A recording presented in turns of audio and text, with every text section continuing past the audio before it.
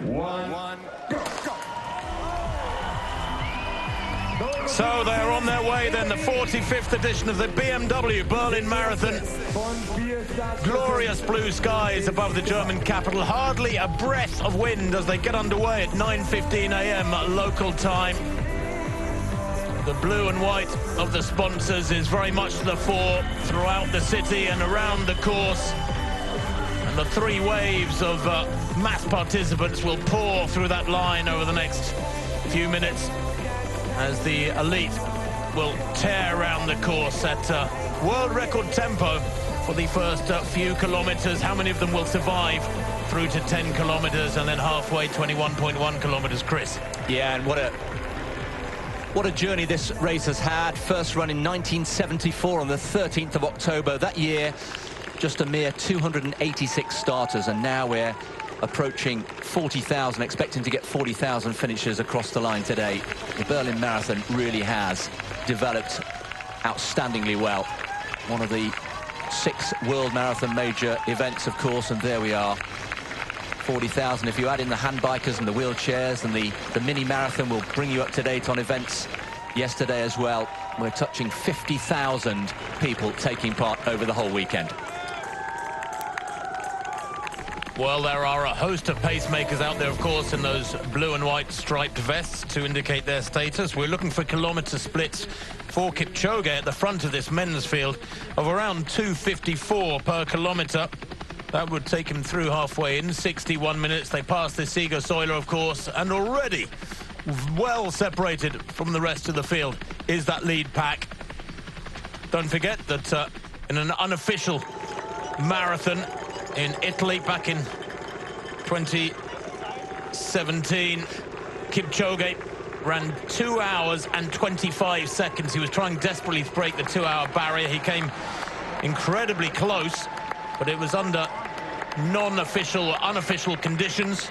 He had pacemakers who were rotating and a vehicle which was just a few yards in front of him, providing a degree of cover.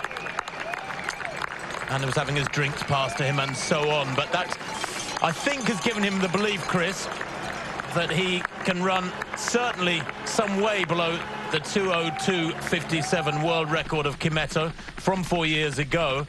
In effect, he feels probably that he's got a significant cushion there. Yes. The only big question mark I think that a few people have mentioned is how much did that Monza experience really take out of him? That's the unknown question. 33 years old now. 1 kilometre in 2:43, so much, much quicker than the tempo required. That is viciously fast. There are 10 men in the field who have broken the 2-hour 10 barrier, 2 hours 10-minute barrier. That is considered perhaps the benchmark of world-class marathon running these days, even though the likes of Eliud Kipchoge are looking to run here today under 2 hours 3 minutes. He will finish 2 kilometres and more ahead of athletes who may break 2:10 today by just a few seconds. Well, they continue to pour down the main avenue here, slicing through the Tiergarten on a beautiful, beautiful late summer, early autumn day. Conditions, as Tim was saying, absolutely perfect.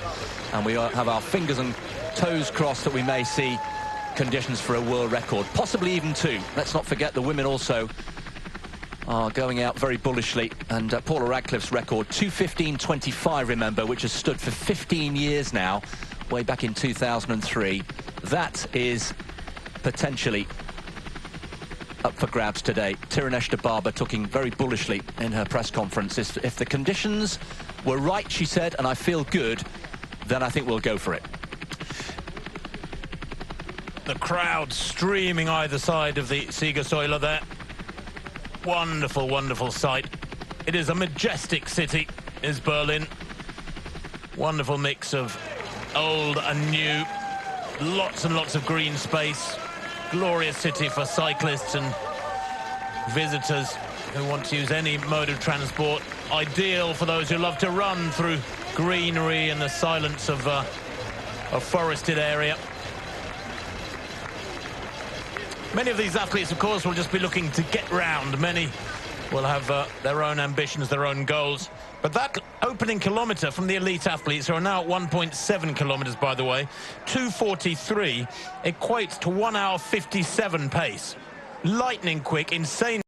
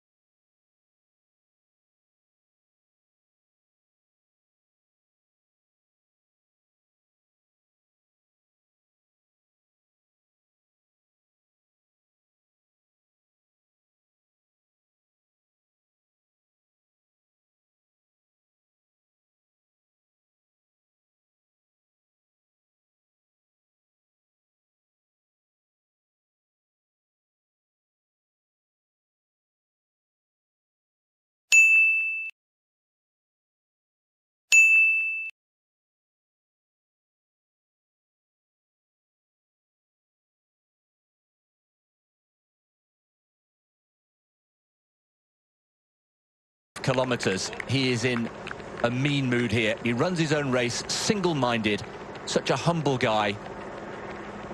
Multi-millionaire, of course, but still lives a very modest lifestyle up in the Rift Valley. Utterly devoted to training and his cause. And as you heard at the top of the programme, regards himself as his main competitor. Well, that second kilometre was a 2:58, much more sensible. I wouldn't be surprised if Kipchoge chatted away to these three pacemakers. Josfat Boyk to the left of picture, Kitwara in the middle, Sami Kitwara and Bernard Kipkemoy to the right there. Those are the three designated to help him move along at 61-minute tempo for halfway. I wouldn't be surprised if he had a word with them and say, hey boys, slow down, that 2:43 just a little bit too quick. The second kilometre at 2:58, getting them to 2 kilometres in 5:41. That's still sub 2-hour tempo, but a significant easing back there to a more sensible speed. And we will try and keep track of the tempo throughout the race to keep you nailed on as to the chances of this world record happening this morning in Berlin.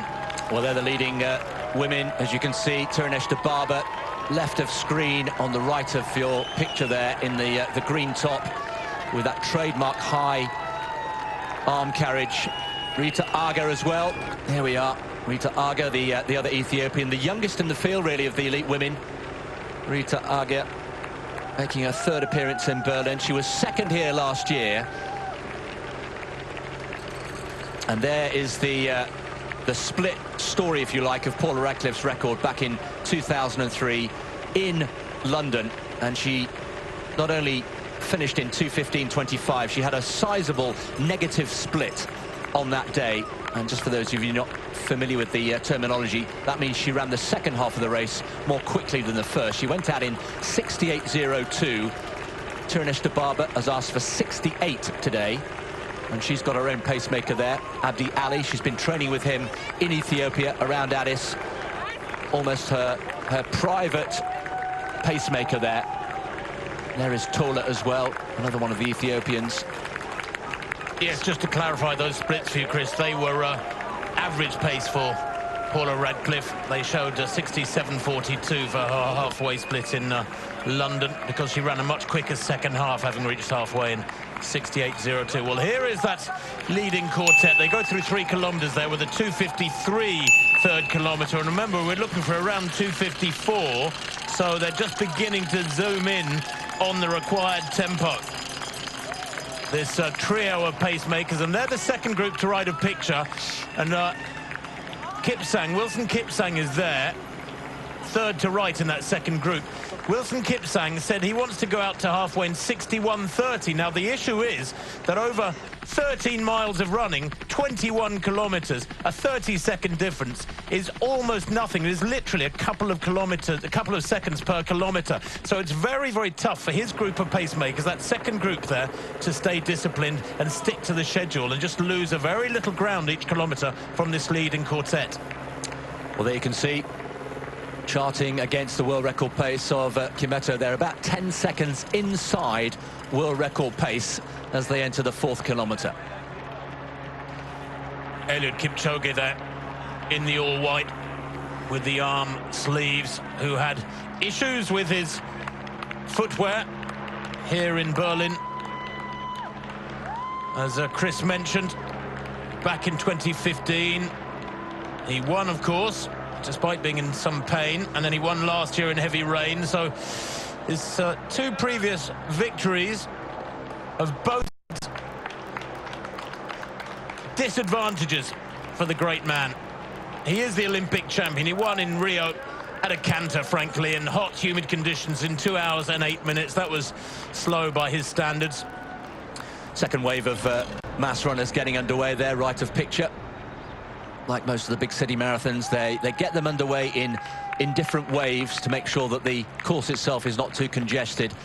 And there's a lot of people to get over that start line. A lot of patience required, but fortunately conditions absolutely perfect. Nobody's getting cold on the start line in conditions like this here in Berlin today. A picture perfect day.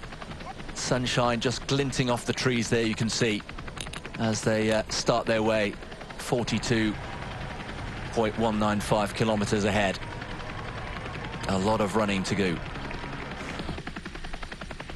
Well, they're the leading group to the right of picture. Centre of picture is that second group, with the pacemakers Noah Keegan, Richard Mengic and Simon Cheprot moving at 61.30 tempo for Wilson Kipsang, who knows this course so well. And look at the furrowed brow of Eliud Kipchoge in that white vest up ahead. But the discipline that's got to be stuck to by this second group is quite a tough one, because they've been running for 11.5 minutes, 2:54 that fourth kilometre after a 2:53, so beginning to hit that nice, steady, metronomic tempo after a 2:53 third kilometre. It's very tough for that second group to maintain the correct tempo and to just allow that gap to grow by a few metres each kilometre. And indeed, for Wilson Kipsang, it must go against all his instincts, Chris. Every sinew in his body, every muscle in his body must be saying, go with Eliud Kipchoge. That white vest, some 40 metres or so ahead now. It must be frustrating to have to watch it and let it go. But he's a consistent runner. There we're just seeing confirmation of Eliud Kipchoge's dominance, really. 9 out of 10 marathons have been victorious for him. As Tim was saying at the top of the programme, no doubt at all now, he is the best ever male marathon runner of all time, regardless of what happens today. Olympic champion, and the only thing missing from his CV, that precious world record. Will this be his day in Berlin? Of course, when you're talking about world record tempo, and you're a pacemaker who wants to get to halfway and perhaps beyond halfway to 25 kilometres or even to 30 kilometres, you've got to be a deeply intense world-class runner in your own right. And Sami Kutwara there to left of picture is the personal pacemaker for Eliud Kipchoge. There you can see that quartet. Now, what is the gap now? As we get this wonderful aerial shot in the glorious sunshine of this Sunday morning, mid-September morning. It's what, about 60 metres, 50 metres, something like that. That's all that's been built up in 13.5 minutes of running. So approaching the first major split, 5K, will bring you that, and we'll be charting Kipchoge's progress against world record pace. Kimetto went through in 14:41. Well, the athletes getting underway at 9:15 in the morning. The first of 3 waves from this almost 40,000 strong lineup. 44,389 entries accepted. Around 40,000 expected to toe the line. There is always a significant proportion of athletes whose training goes wrong and they enter a race, pay their entry fee, don't make it to the start line. But women and men starting simultaneously, each with quite specific goals, the elite athletes. 5K coming up then in this elite men's race. And Eliud Kipchoge sticking close on the heels, 5 kilometres there in around 14:24. Well, that's well inside world record pace. Dennis Kimetto in 2014 went through in 14:41. So 17 seconds inside. Yes, 14:24 for Eliud Kipchoge and the rest of them. And that equates to, well, something down there around 2:01 tempo, about 2:01:15 tempo. So they've now hit the correct average speed, and there can be no letting up if he wants to get down there around 2:02, which is the sort of mark that was being discussed last night. Extraordinary, extraordinary. Sami Kutwara, worth mentioning, hugely experienced pacemaker, did a really good job last year in difficult conditions. Meanwhile, the women, there is Tirunesh Dababa, centre of picture, looking very comfortable indeed.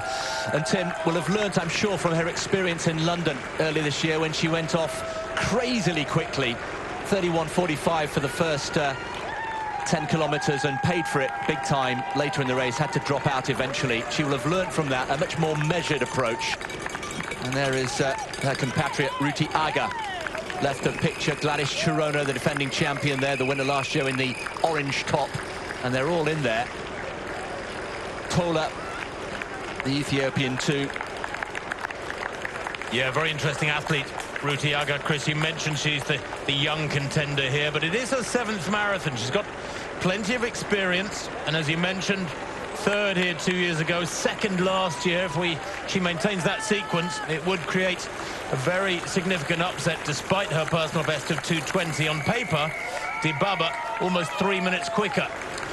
Women then approaching 5 kilometers, 16:27 they've gone through the first 5 kilometers. That's just outside course record pace, Mizuki Noguchi from 2005, but it's significantly down on Paula Radcliffe's world record.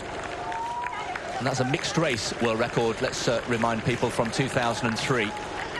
Well, if that figure is correct, Chris, 16:27, it equates to around 2:19 exactly, that sort of tempo. So it would be pretty much smack on that course record. Yeah, 24 seconds outside course record pace, world record pace at 5 kilometers. Although, of course, one has to remember that Paula Radcliffe in London back in 2003 enjoyed that huge downhill in the first 3 miles from Blackheath down towards the levels of the River Thames, where the remainder of the course remains primarily flat in the British capital, the English capital, I should say. Yeah, Berlin, by contrast, pancake flat, really. Very, very little to talk about in terms of incline or decline, and that's what makes Berlin so quick. So many world records, of course, broken on this course. 10 in all, 7 in the men's race, 3 in the women's, and the last 6 men's world records have all been broken here on this very course. That's why it's the USP, isn't it, Tim, of the Berlin Marathon. That's why people want to come and race in the German capital, because it is super fast. No, exactly right. And most years, I would say 5 years out of 6, conditions are absolutely glorious. It's rare to have conditions that are not very good in Berlin. I've been here once or twice in the last decade, and it's been a little bit colder than some of the athletes might like, but actually that in itself is not a bad thing, as we get this glorious shot of the center of the German capital, the Reichstag, of course, one of the great tourist attractions, the German Parliament buildings. Yeah, with the famous cupola designed by Norman Foster, a real tourist attraction. You can walk up the spiral staircase and get a wonderful view over Berlin. And if you're up there today, well, what a sight you've got. You've got the quickest men and women on the planet in the marathon doing their stuff right down in front of you. Sami Kitwara, that pacemaker, right in the center of those 3 in the striped vests. Was a bronze medalist in the World Half Marathon Championships back in 2010. He's very much a world-class athlete in his own right. 31 years old now, very experienced. He's actually the 10th fastest athlete in history at the half marathon. He's run 58:48, and anything under 60 minutes for a half marathon is mighty quick. There's that gap, though, from the chasing group, the second group, to the lead group, and it's now, what, probably about 14 seconds, something like that, at 5K. The gap was significantly less. It was 9 seconds, but it is growing all the time. And that is all part of the plan for Wilson Kipsang, who I guess, Chris, has to believe, there he is in that vest, that non-striped vest, sort of surrounded by the pacemakers there. Wilson Kipsang has got to believe that Eliud Kipchoge can come back. He will still want to win this race, just he plans to get to the victory with a different journey. Yeah, he's got to hope that Eliud Kipchoge will blow up. It's never really happened before. Having said that, there are 1 or 2 people who think they've spotted just the smallest glimpses of vulnerability in Eliud Kipchoge in his last 2 races. He's won them both. He's only lost 1 marathon ever in his life. That was to Wilson Kipsang on this very course. But just 1 or 2 suggestions that perhaps that experience in Monza, the sub-2 experiment, took really rather too much out of Eliud Kipchoge. Well, the leading men at just after 7 kilometers now, 20 minutes on the clock. Eliud Kipchoge looking very relaxed there, just cruising along in the wake of this trio. His planned halfway time is 61 minutes exactly. And that is what he did in London back in April. But in London last April, it was a very warm day, around 20 degrees centigrade, around 68, 69 degrees Fahrenheit. Far from ideal for very quick marathon running. And many people feel that Kipchoge wanted 61 minutes in London in those warm conditions because he felt he would be the best equipped to survive a tempo that was actually too fast for the conditions. Now, here we go. You can see 5 kilometers, 14:24, 17:18 at 6 kilometers, and 20:13 at 7 kilometers. The world record tempo is still some way behind this quartet. So if you can imagine a little virtual group running along at world record pace, it would be some 10 seconds or so behind Eliud Kipchoge, which would suggest that that second group are almost bang on top of the virtual world record pace. He's building up a cushion here, Eliud Kipchoge, which either will enable him, Chris, to break the world record by a big margin today, or to get just under the world record, he's building up a cushion, or indeed perhaps blow up. That would be the nightmare scenario for the Kenyan. We shall keep an eye on that. Meanwhile, all shapes and sizes and colours, of course, taking part in this Berlin Marathon 2018. Lots of people running for worthy causes and charity. Millions and millions of euros and dollars being raised for charitable causes. There is the Schloss Laufer, we could call him, I suppose, running as a castle. We've got some Mexicans. Remember, over 130 different nationalities taking part in this Berlin Marathon in 2018. It really is an international festival of running. What a contrast.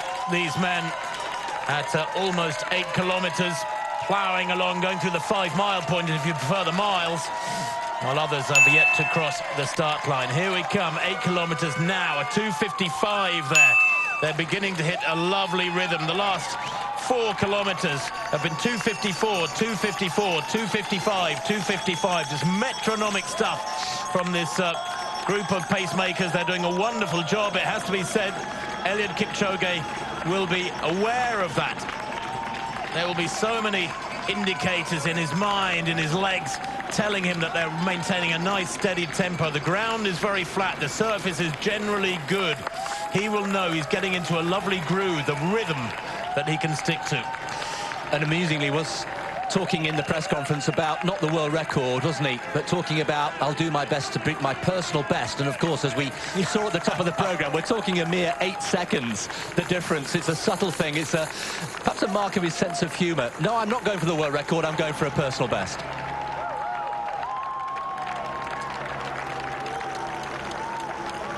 Well, plenty of corners to be negotiated, but they are generally comfortable corners that you can lean into. The road surface is good, it's not slippery, it's not wet. That is something that has travelled the likes of Haile Gebrselassie, for example, in years gone by, where he felt he was slipping on the road surface in London some 10 or 12 years ago.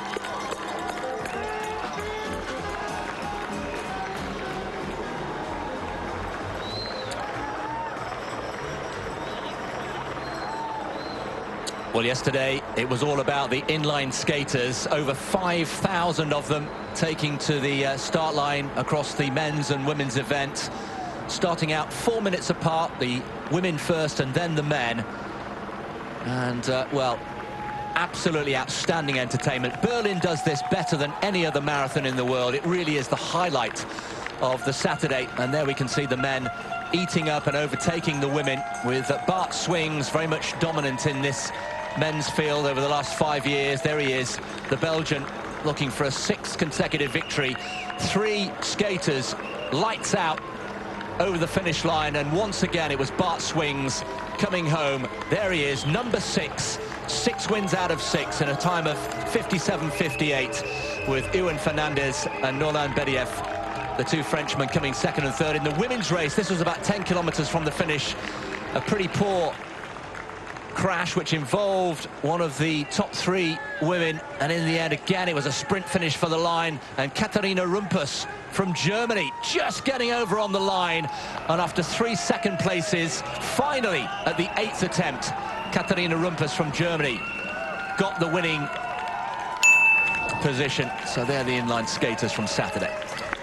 9 kilometers then on the clock, another 2:55. They are hitting that zone absolutely to perfection.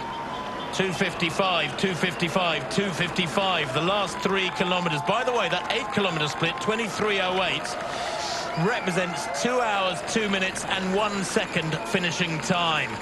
So he has built up a very solid cushion now, Eliud Kipchoge. He can afford to slip by a second or two per kilometre and still break Kimeto's 4-year-old world record. But he won't want to do that. As stated already, there is an indication that he wants to break this world record by a solid margin, as we see almost an Icelandic clap there. That rhythmic clapping that became so iconic at the FIFA World Cup last year. Yeah, wonderful scenes. This is the third wave getting ready to get underway. Watches poised. They're like coiled springs, aren't they? Getting ready to be unleashed onto the streets of Berlin. Was it the European Championships? It was the European Championships, wasn't it, in 2016? Yes. That's right, the Icelandic clap. It really works. It's a universal thing. It's so simple, but it gets everybody in the mood. Well, Eliud Kipchoge there, taking on a drink. We were told last night there were extra drinks put out on the course for Kipchoge. That, I think, is just an indication that they were more water stops for him that would be passed to him. Because, of course, IAAF rules dictate that there should be a personal drinks for the elite athletes at only every 5-kilometer points. 10 kilometers coming up, though. This is a significant split. You can see there they're at the northernmost point of the course.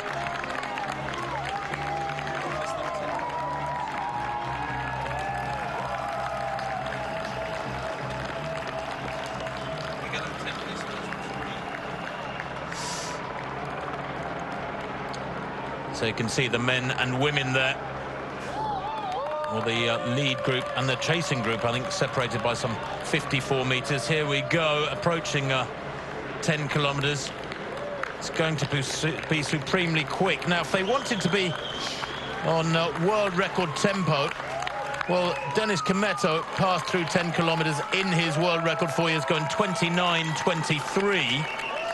You can see quite clearly, with what, about 100 meters to go, that they're going to be way, way inside that, probably some 20 seconds or more inside Kimeto's split for the first 10K. But Kimeto did run fiercely quick in the latter stages in 2014. Yes, he did. Between 30 and 35, he put in a blistering 14:10.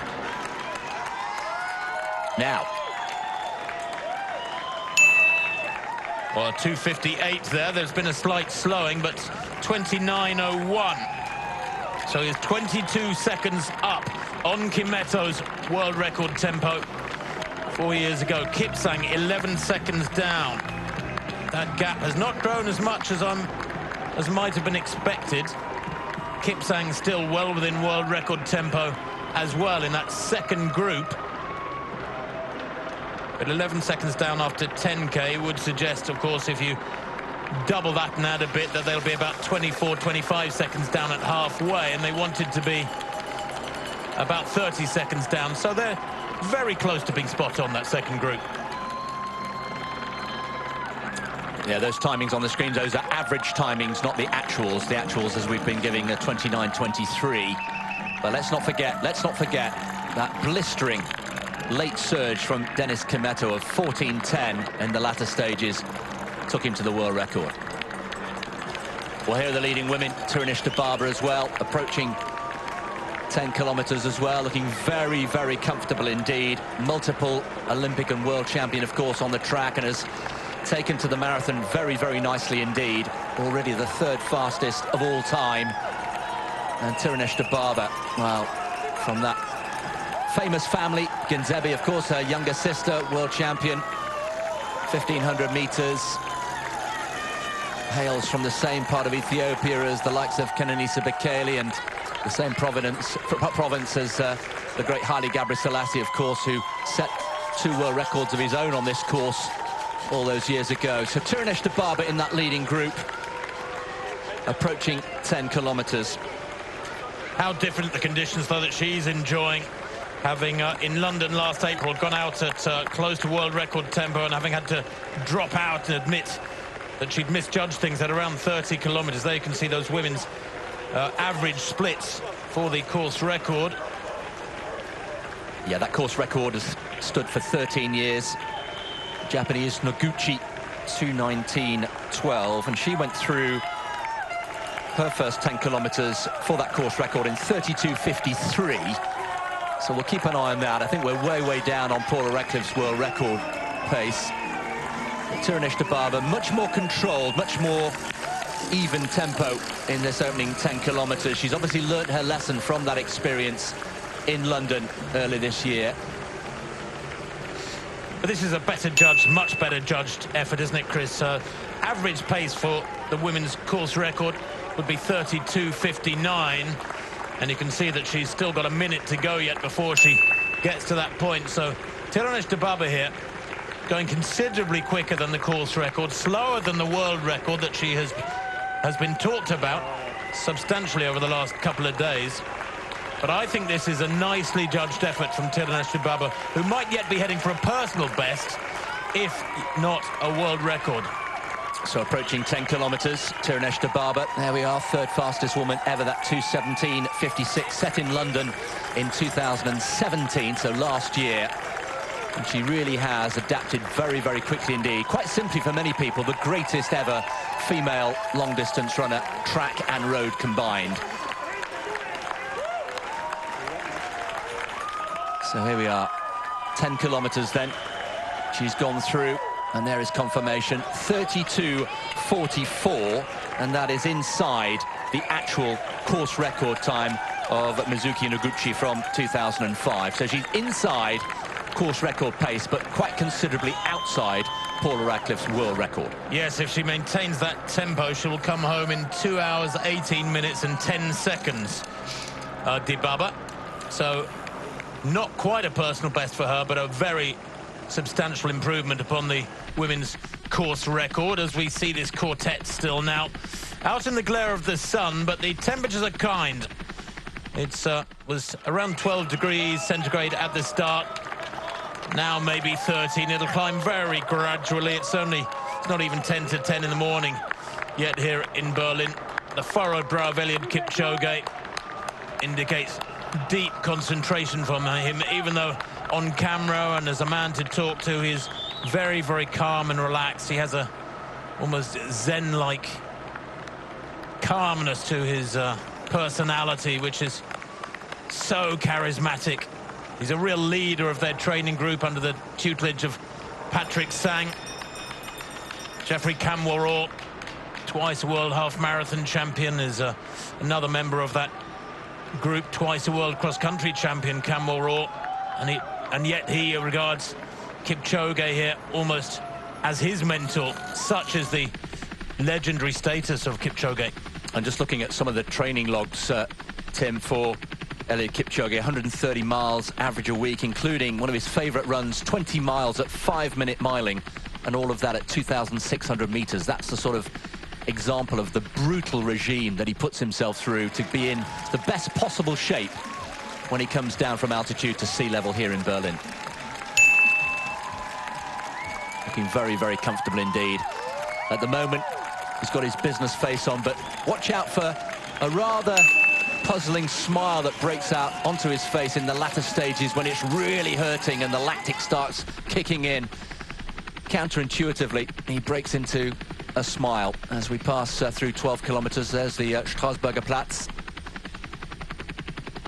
Well, another 2:55, that 12th kilometre. They slipped a little bit in the kilometre leading up to 10K. That was a 2:58, but they're back in the groove now. And 2:55 would bring them home if they were to maintain that tempo exactly in 2:03.04. But he has built up a cushion with that quick pace in the first 4 or 5 kilometres. Remember, at 10 kilometres, 29:01. That gave him a likely finishing time of 2:02.20, 2:02.25, there or thereabouts. So he would, going by the 10-kilometre split, break the world record by about 30 seconds.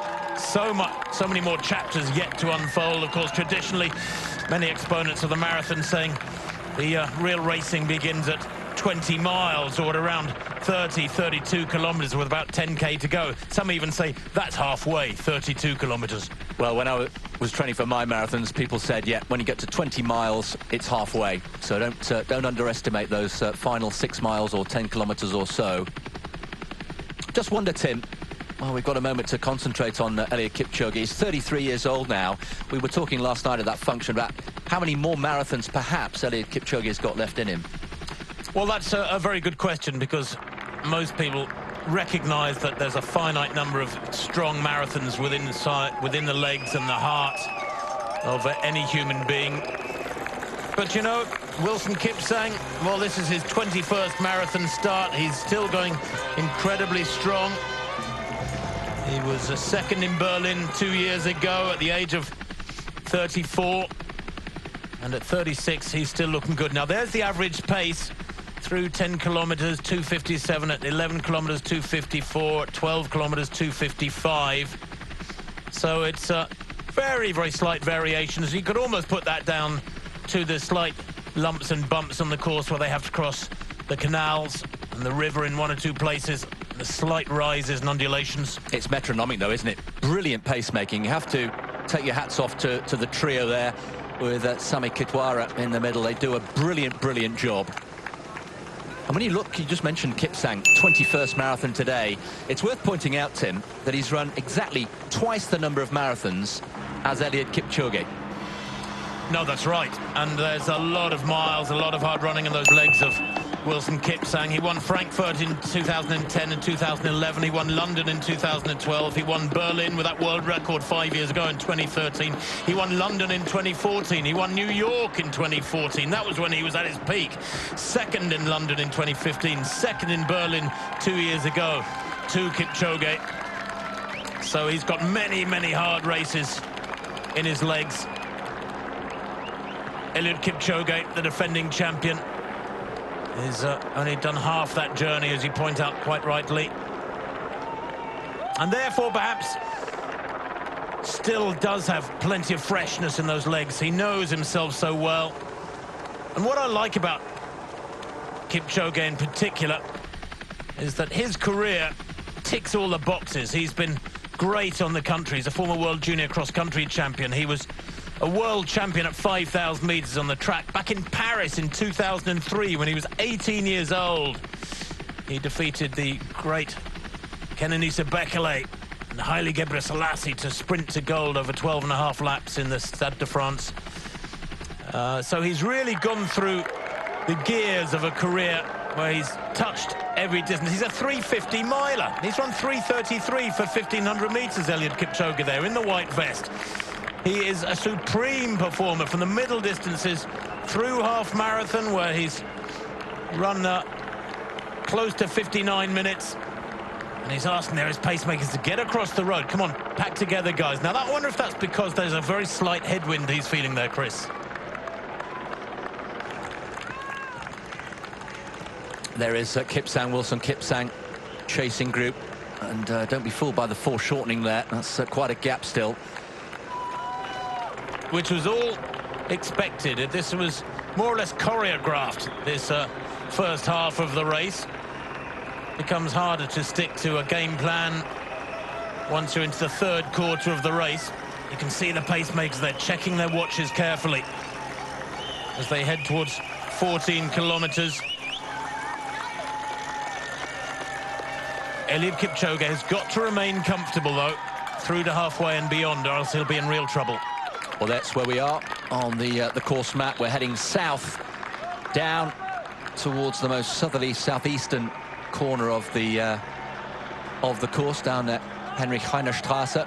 And that world record virtual group I was talking about 54, 55 metres behind Eliud Kipchoge and his three pacemakers. So he's staying tantalisingly close. You almost wish they could superimpose a ghost group moving at world record tempo behind Kipchoge. But that's what that graphic does for us. Wonderful stuff there with those graphics. 14 kilometres they go through in around 40, 45. And we have to keep reminding ourselves of that blistering 30 to 35 kilometre stretch that Kimetto put in that took him to the world record. And Eliud Kipchoge, although he's got the cushion that Tim has been talking about, we need to just put it into context that there was a real surge in pace in 2014 by Dennis Kimetto that Kipchoge will be well aware of. Well, that split at 14 kilometres, unofficially 40-45, and you can see him there instructing the pacemakers what to do, and he's lost one of his pacemakers. Boyd and Kipchoge are there, and it's Kitwara who appears to have dropped out. Now, is he there, or is he out of shot, or is he actually gone? Because that is very significant. He is the man who is regarded as the more personal pacemaker for Eliud Kipchoge. Sami Kitwara, who trains in the Ngong Hills outside Nairobi, not with Eliud Kipchoge at his training camp in Kaptagat, some 350 kilometres northwest of Nairobi. Kitwara seems to have gone. Now, I wonder if that would be of concern to Eliud Kipchoge. I really expected him, Chris, to be the man to take him through halfway, through 25 and perhaps out to 30k. Very much so, very much the lead pacemaker of that trio. And we are now down to Joseph Boyd and Bernard Kipchoge there. And Kipchoge orchestrating, organising the pacemakers. And I wonder if he's just drawing on the experience of Monza that we referred to, where he had multiple pacemakers in an arrow formation. Of course, that was a very different experiment, more of a lab test, as it was called. Now we're down to 2 pacemakers. And Kipchoge very much showing that he's in charge here. And Kipchoge there, getting his bottle at just before 15 kilometres. That 14k split, by the way, unofficially 40-45, puts him on schedule for 2:02.43. So what, some 14 seconds ahead of world record schedule. So that virtual world record group is back by some 60 or 70 metres behind Kipchoge. There's Wilson Kipsang grabbing his drink too at about 14.8 kilometres. Looks untroubled, looks lovely and relaxed, doesn't he? He's a beautiful mover, although his career really contrasts with Kipchoge. He doesn't have the cross-country and track background. He is an out-and-out road racer. He's done virtually no track racing in his career. He started late, didn't come into the world of running until the age of 20, whereas Eliud Kipchoge was lifting world titles on the track at 18. 15 kilometres there, 43.34. 38 actually, unofficially 43.38. So that's a 2:53, that 15th kilometre.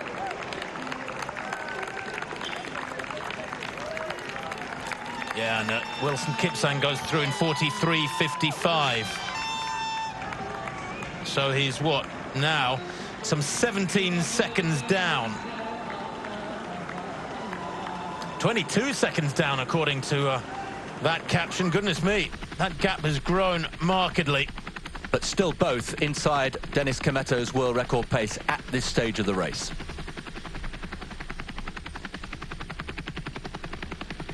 The challenge is thrown down, though, isn't it? That's the average tempo for Eliud Kipchoge is ahead of Kimetto.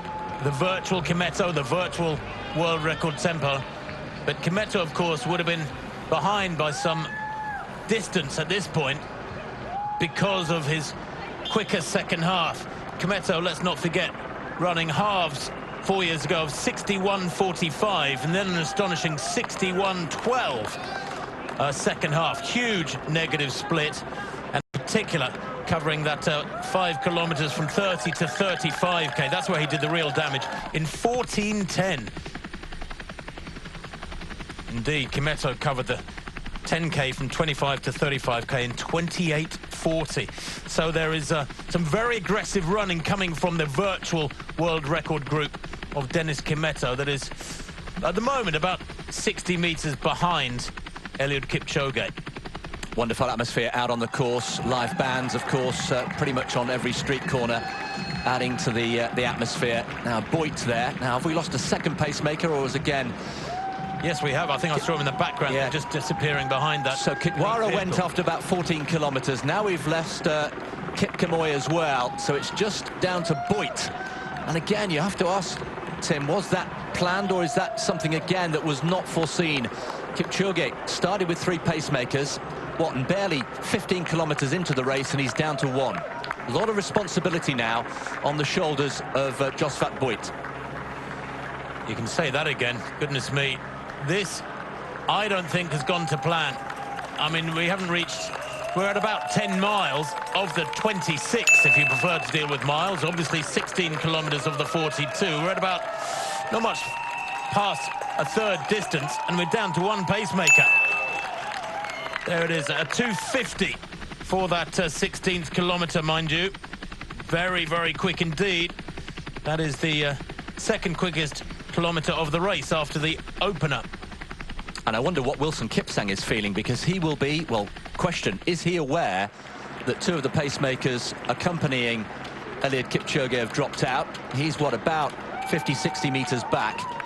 That may well give him great heart, Wilson Kipsang, because he, as far as we know, has still got his full complement of pacemakers around him. Well, 46.28 equates to around 2:02.30. So Eliud Kipchoge and Josvat Boit, his pacemaker there to the left, maintaining that gap ahead of the virtual world record pace. Well, here the lead women group, and Tirunesh Dibaba continuing to look very, very comfortable indeed here. Last we saw inside course record pace. That course record held by Mizuki Noguchi from 2005, 2:19.12. And Tirunesh Dibaba,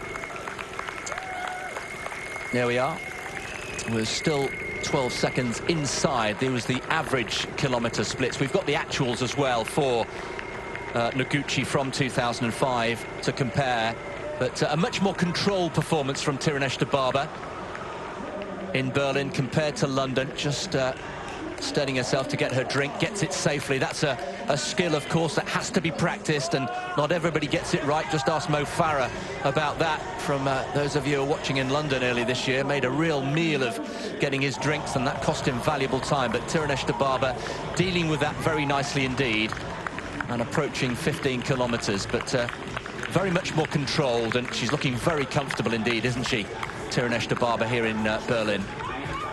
And you can see Gladys Chirono in the background, and Ruti Aga, what, about 5 or 6 meters behind Tirunesh Dibaba. They'll be keeping an eye on her, although there's a large group of male runners who, in effect, are keying off Dibaba, knowing that she's aiming for something down there in the round of 2:16, 2:18 territory. I don't think that world record of Paula Radcliffe, 2:15.25, is realistic now. She's some way off it, and she'd have to run a superhuman second half to even get close to Radcliffe's second half. Don't forget that Paula Radcliffe, when she ran her world record back in 2003, Chris, 15 years ago now, ran a second half in 67.23. Like Kimetto, very, very big negative split. Dibaba then through 15 kilometers in 49.08. So that is 14 seconds inside course record pace, and the actual of 49.22. So, summary so far. Kipchoge left of picture, there he is, inside world record pace, and in the women, Tirunesh Dibaba inside course record pace. Eliud Kipchoge looking very calm and relaxed, isn't he? Doesn't appear to be sweating up. There's no glistening on that brow to right of picture. He's got to try and maintain a calmness, hasn't he? Because he knows he's got the much harder part of the journey yet to come. He's been here before, though. He's been in this territory before. That is one hugely reinforcing factor. Well, there have been many different events through the weekend. And, of course, the Berlin Marathon organisers tick all the boxes and involve the youngsters as well.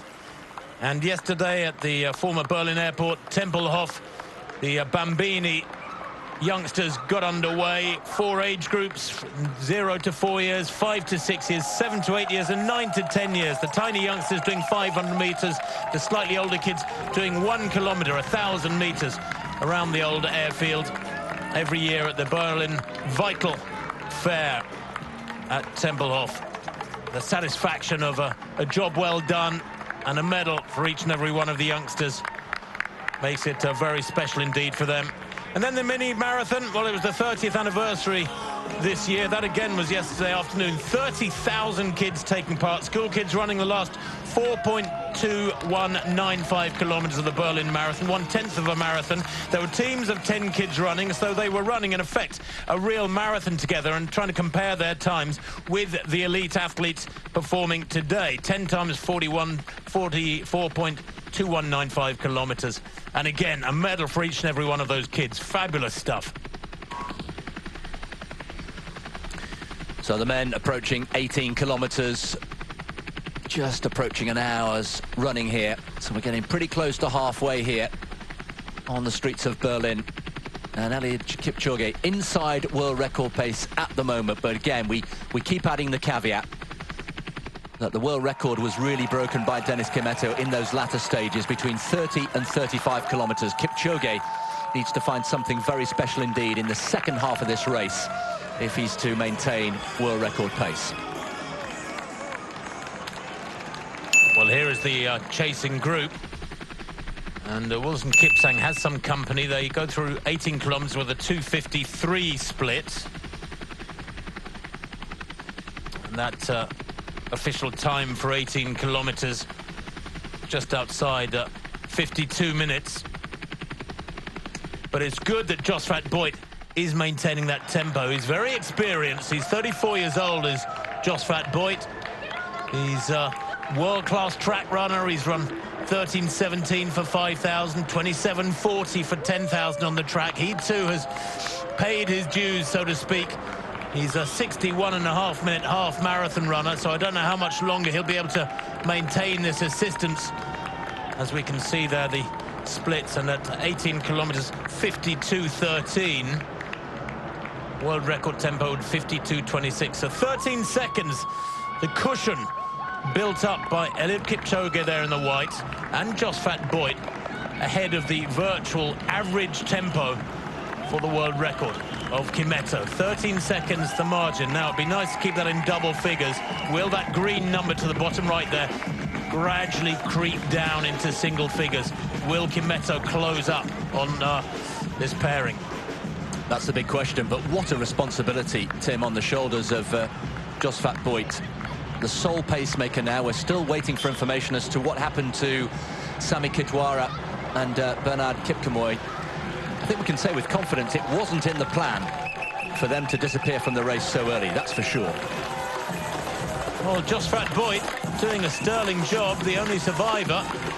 He's a 47.50 man at 10 miles. As I said, he's hasn't broken 61:30 for the half marathon, and yet he's moving at something significantly quicker than that at the moment. Kipchoge, of course, the reigning London Marathon champion, that 2:04.17 coming in sweltering weather for marathon runners in London last April. The Olympic gold in Rio de Janeiro just over 2 years ago now was fairly predictable, frankly, because such is his domination of the world marathon running scene that nobody could see him getting beaten here today. You never know what's coming at you from around the corner, but nobody could see him getting beaten here today. And so much of the talk, with all due respect to the likes of Wilson Kipsang and Eliud Kiptanui and Amos Kipruto, some of the other leading lights, has been about Eliud Kipchoge and the world record. And as you mentioned, Chris, he's been in shape to break the world record by many pundits' judgment for 2 or 3 years or longer now. And if today is not the day, then when? That is what many will ask. This is being set up wonderfully. You don't want to count your chickens before they're hatched, but it's all looking very good at the moment, bar that one issue about the absent pacemakers. There should have been 3 of them there at this stage, that's for sure. They're still some way from halfway.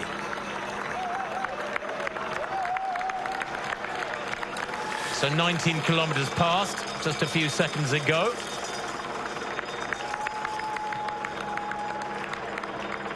And the mass start back in the Tiergarten. Runners still waiting to get underway. It really is a festival of running, from the very best in the world left of picture to, well, the amateurs, the fun runners, but they're all running the same distance, and that's what makes these big city marathons so special. All these people running the same course, they can say they followed in the footsteps of the very best in the world, and we may even see a world record. I was running on the day of the world record. That's the view from down under. Do not adjust your sets, although it does make you feel a bit giddy, doesn't it? And this tempo being maintained by Eliud Kipchoge would make me giddy after 19 kilometres now. Well, I can tell you that 20 kilometres was met by Kimeto and his world record in 58:35. So Kipchoge is going to be well inside that, but by how much? 58:35, bottom right of your screen. 2 minutes away now, and Kipchoge at 19.5 kilometres. Saw him a minute or two ago just licking his lips, just still looking very calm. Beautiful move, very powerful. He's got wonderfully proportioned musculature, up on his toes, bouncing along. Some critics might say he almost bounces too much. The centre of gravity, of course, around your navel, your tummy button, right in the lower centre of your torso. Should hardly move up and down at all, ideally. Kipchoge there, being handed a bottle by a cyclist who celebrates the achievement. It is not as easy as it looks. It's something they practice in training, these elite athletes, grabbing that bottle at speed. Don't let's forget, he's moving at, what, something like 12 miles an hour. Almost 13 miles an hour.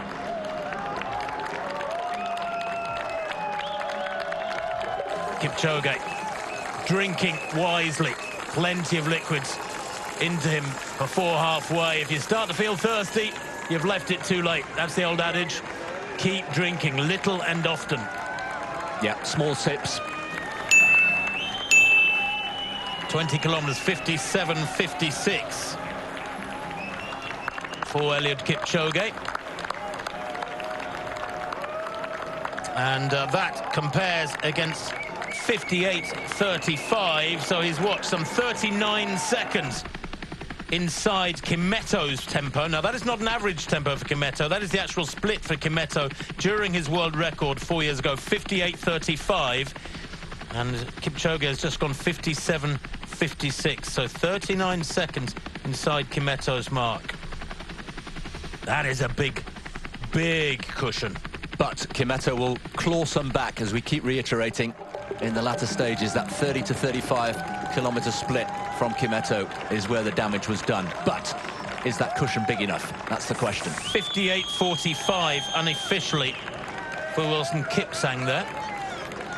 And yes, 55 seconds down. And that is more, actually, than was expected. When you think that Wilson Kipsang was wanting to be half a minute down at the half marathon point, which of course is now just a minute and a half, maybe 2 minutes away, that gap has grown substantially. Now, I don't think it's because Eliud Kipchoge has faltered from the pace he wanted. I suspect Kipsang is dropping back a little bit. 20k 57:56, the world record average tempo 58:16. That, of course, has to accommodate the fact that Kimeto poured on the pace in the final quarter of the race. So he's 20 seconds now. And look at that gap growing in the green there, those figures. He's 20 seconds ahead of average speed for the world record, Chris. It's looking promising. 20 seconds of average speed, but as we've just said, 39 seconds ahead of the actual of Kimeto from 4 years ago at 20 kilometres. It's mouth-watering, isn't it? It really is shaping up to be a really thrilling finale as we enter the second half of this race. An hour on the clock. Well, that 39 seconds represents about 200 metres, almost exactly 200 metres. There's a big gap. If you could see, imagine a Kimeto group 200 metres behind. They'd be way back there in the distance. Half a lap of the track. Half a lap of the track, exactly right. And what a good job Josfat Boit is doing. All credit to him. He checks his watch there. He's looking in control. 21.1 kilometres, that's the halfway point. It's only a few hundred metres, couple of hundred metres ahead. And we were looking for 61 minutes exactly. See the clock, bottom right of the screen, 61 minutes exactly at the halfway point. Will be very, very close to what they hit here. And I thought it was unnecessarily fast. I really did. I thought when I heard that mark yesterday, why would he want to go out with 61 minutes exactly, which would bring him home, obviously, if he maintained it, almost a minute inside world record tempo. If you want to break the world record, 61.20 would have been fine. Now, that may not sound like much as they go through the half marathon there in 61.06 unofficially. Yeah, 61.06 wow. Officially. Brilliant pace making by Josvat Boit to take Eliud Kipchoge into the second half of the race. The second act unfolds. The curtains are parted. And Kipchoge is now on the downhill section. I remember many, many years ago doing long, hard training sessions myself. When you got past the halfway point, you always felt you were on the downhill section. That's how you would sort of trick yourself psychologically that you had broken the back of the session. Well, not quite sure it's fair to say that here today, whether he's broken the back of this marathon. The second half is going to be significantly harder. Well, the hard work starts now, and still Kipchoge just ushering and cajoling Boit into the right position. No doubt at all about who's in charge here, but Boit, let's salute him again, doing a terrific job here in pacemaking. All the responsibility now on the shoulders of Josvat Boit. He's been there since the 15-kilometre mark. Kidwara and Kipchoge, the other two pacemakers, dropping out well ahead of schedule.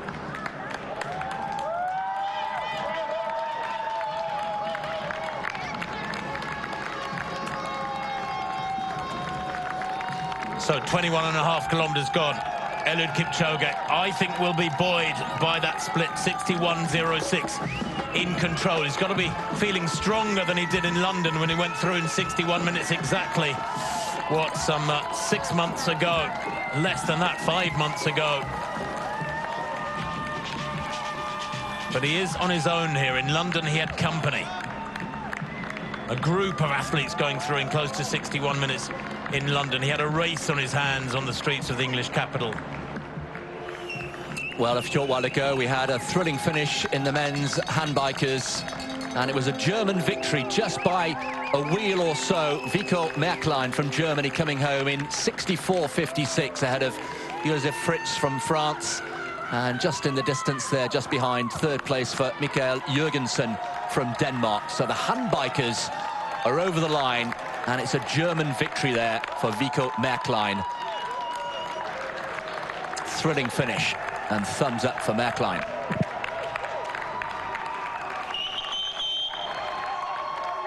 Well done, sir. Well, Eliud Kipchoge still looking relaxed. And of course, for those of you wondering what is the point of a pacemaker, well, it just takes the psychological burden off your shoulders more than the physical burden. Of course, in windy conditions, you can tuck in behind and get a really strong physical benefit from a pacemaker. But in these sort of conditions, with so little wind around the streets of the German capital, it's more of a psychological benefit to actually have somebody else lay down the tempo, and you can just tag onto them, almost switch off mentally and just stick close to that vest beside you. So the psychological burden is being lifted from Kipchoge with every kilometre that clicks by. Well, they're the chasing group, and that gap now between Kipchoge and Kipsang is getting wider and wider. Kipsang now over a minute behind Eliud Kipchoge in second place, and that wasn't the plan. Absolutely bang on the money, the pacemaking for Kipchoge. He asked for 61 through halfway. He got 61.06. That is pretty good going. Kipsang, though, is falling behind his particular schedule.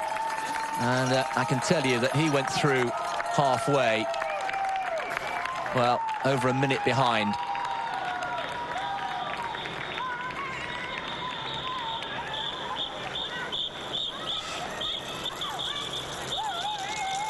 When will Eliud Kipchoge accelerate? Will he wait for as long as possible until Boit is done? I suspect Boit is smart enough to realise that he can't hang on there half a stride ahead of his compatriot and slow down. When he feels himself wilting, then he will have to give the word to Kipchoge, okay, I've done everything I can, I've given 101%, now you're on your own. And that point will be very significant indeed, because Eliud Kipchoge then will have the weight of expectation, and indeed that physical and psychological responsibility all on his own shoulders. Well, he's more than capable of doing that, and it's worth reflecting, Tim, that 12 months ago, of course, he did have company. The young pretender, Adola, the Ethiopian, in his first ever marathon, was still very much up there, right into the latter stages of the race with Kipchoge, and that spurred him on. In fact, at one point, Adola stole a march of about, 10, 15 metres, I remember, at around the 38, 39 kilometre mark, and Kipchoge gave him a glance as if to say, who are you? Where have you come from? And then eventually the handbrake came off and Kipchoge just raced away to victory in very, very different conditions indeed. But you're right, as soon as Boyd feels as though he's done, it will be Kipchoge against the clock. So 2:54 for the 23rd kilometre. Again, just about perfect pacing. There you can see one of the markets, Sunday markets, because Berlin life carries on as normal for many hundreds of thousands of the populace, although they do come out in their hundreds of thousands to support. And in a day like this, with so much publicity locally and given to the attacks of the world records, it's almost a privilege to be able to step out and watch those athletes go by. Well, there the leading women still going very well. Tirunesh Dibaba through 20 kilometres. They've gone through the 20 kilometre mark now. And I can tell you that Tirunesh Dibaba went through in 65:31. And that is just inside still course record pace. But the world record of Paula Radcliffe, I think we can safely say now, will not be happening today in the women's race. There is Tirunesh just getting her drink. Oh, and making a bit of a meal of that. Oh, that's cost her valuable time there. That was a touch of the Mo Farahs that we were referring to earlier on. And that is not ideal at all. So Tirunesh Dibaba just losing a little bit of time there at that last drink station. Approaching halfway. That's a big pack around Dibaba, isn't it? That's almost an inconveniently large pack. She's running in the middle of a group. Some of those athletes, I have to say, being hypercritical, just a little bit too close to Dibaba there. She's almost got elbows banging her there, and that sort of physical space that you want around you is just being imposed upon a little too much for my comfort. She may prefer it that way, I don't know, but I think a little bit more distance could be given by one or two of those athletes to the greatest distance runner in history on the female side. Make no mistake of that, Chris. I mean, you look at her CV. I mean, it's absolutely staggering. 3 Olympic golds, 9 World Championship golds. That includes goals on the track and the country. The Chicago champion, I saw her win Chicago last October in 2:18:31. That was astonishing. It was indeed, as they go through halfway here in the women's race in 69:03. That is a full minute outside the tempo that she'd asked for. She'd asked for 68, and she has gone through halfway in 69:03. Still inside course record pace in terms of the actual of Noguchi back in 2005 was 69:19. So Tirunesh Dibaba is inside course record pace, but well outside Paula Radcliffe's world record. Well, and Paula Radcliffe during her world record went through in 68:02. So she's just over a second outside Radcliffe's... A minute. Just a minute, excuse me, a minute outside Radcliffe's time back in 2003. And then Radcliffe, remember, ran a negative split. She ran a much faster second half. So Dibaba, if she's to make any kind of impression and give the indication that one day she can break the world record of Radcliffe, she needs a much quicker second half. Eliud Kipchoge, 2:54 for that 23rd kilometre. And still on schedule for a world record by a sizable chunk. And with every kilometre that goes by that Josphat Boyd can help him, he will be so grateful. On the other hand, once you are there on your own, you can run perhaps with a less impeded state psychologically. You can see he's almost smiling there to write a picture. 1 hour, 10 minutes on the clock. He's well into the second half now, Eliud Kipchoge. And we can take a look now at where he is on the course in relation to the world record tempo. And you can see, Chris, he's still a long way up the road ahead of the average pace for the world record, that green marker. Well, he needs a safety net. He needs the cushion that we've been consistently referring to because of that blistering final quarter by Kipchoge 4 years ago. The question is that cushion that he's built up enough to deal with that blistering finish from Kipchoge? That's the question. That's the tantalizing question.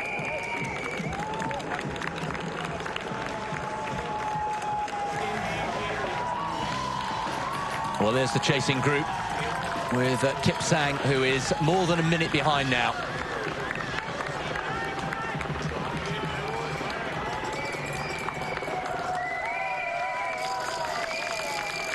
Boyd still continuing to lead the way there. A little bit more communication between Kipchoge. And is that Boyd done? Is this significant, Tim?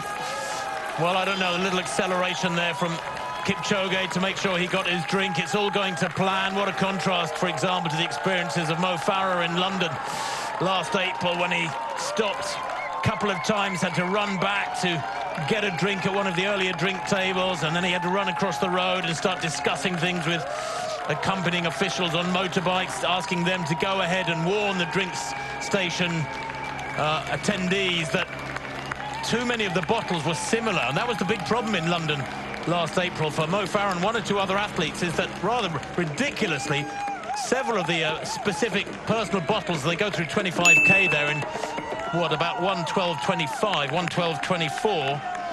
Too many of the bottles were almost identical. 1:12.24, and let's just dive at our charts here. And 1:13.07, so he's, what, some 43 seconds ahead, 44 seconds ahead of Kipchoge's split at that point. But if we were to take that as an average marker at 25k, 1:12.24 still has Kipchoge on schedule for about 2 hours, 2 minutes and 10 seconds. He's still some 45 seconds or so inside world record schedule. And that is an average, taking the average pace into account. About 45 seconds inside world record schedule. And this was what was discussed at last night at the World Marathon Majors function, was that some believed Eliud Kipchoge wants to put the world record out of sight today. Not just break it by a few seconds, not by 1 second or 10 seconds, but really hammer it. Well, there is Wilson Kipchoge, who is not even in second place now. Wilson Kipchoge not going according to plan at all for him. He's slipping back further and further. And you can see there the orange vest of Barakuma. Well, rather bizarrely, those clocks that are on those distance markers are about 8 seconds ahead of the clock on screen. I don't know why there's been a slight error, I think, in the timing, but the times we're getting up on those clocks are different to the time on the screen by quite a chunk. Eliud Kipchoge beginning to break away now. The race is on. He's out on his own, the greatest marathon runner in history. There you can see Kipchoge splits in that first line, 1:12.24 at 25 kilometers. The world record tempo, the average pace is 1:12.50, so he's 36 seconds up on that. Boyd's job is done right of screen. What a fabulous job Josphat Boyd has done. 26 seconds, the cushion there, ahead of average world record tempo at 25 kilometers for Eliud Kipchoge. Now, he will be aware of that. There is a vehicle in front of him, which we haven't yet seen, and I'm not sure if we will, but it has a number of markers on it, a number of figures on it. So he will be aware of his cushion, so to speak, ahead of the world record schedule. It's a great way of keeping the athletes constantly updated with their progression. Doesn't he look calm, Chris? Doesn't he look really in control? Utterly focused, isn't he? We do spend a lot of time as commentators trying to read into the mind of the athletes. And there we are, look, the smile breaks onto his face there when it's hurting. It must be hurting now. He's out on his own. They're the fastest times in Berlin. Kimetto 2:02.57. That's the world record that is the target for Eliud Kipchoge. It wasn't Kipsang 2:03.23 the previous year. His world record only lasted 1 year. Patrick Bekele back in 2011, who announced his retirement just 2 or 3 days ago. The great Kenyan was the previous world record holder. The last 6 world records on the men's side have all been set here in Berlin, and you can see why. Look at the size of the crowd. Look at the great road surface he's on. The flat road surface throughout the course. Everything clicks in Berlin. Kipsang now in 3rd place behind Amos Kipruto. So Eliud Kipchoge in a world and a class apart. Wilson Kipsang, who said he would like to threaten, is now back in 3rd place, looking to struggle. And look at that gap. Look at that gap between Kipruto in the orange vest and Kipsang in 3rd place. So Kipruto there, wearing number 4, is in 2nd place, but a good minute behind Eliud Kipchoge. And Wilson Kipsang, the former world record holder, of course, on this course, now down in 3rd. Well, Amos Kipruto is 26 today. It's his birthday on this mid-September Sunday. His personal best 2:05. He's heading for something very much quicker than that. It goes back 5 years to Amsterdam in 2013. He's a long way back behind Eliud Kipchoge, but still heading for a massive personal best, and at the moment in 2nd place. Here is the leader, Eliud Kipchoge. Now, what will be fascinating, Chris, is to see how these splits clock by, what sort of tempo he starts moving at. Now he's on his own.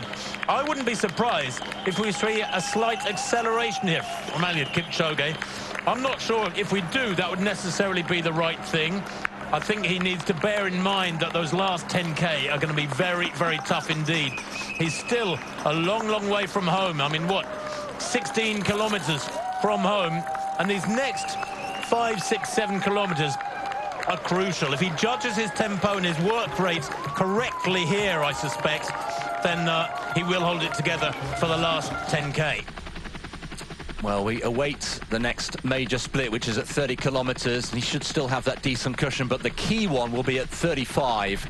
There we are. Look, he has quickened 2:51 for the last kilometer there, going through 27 kilometers.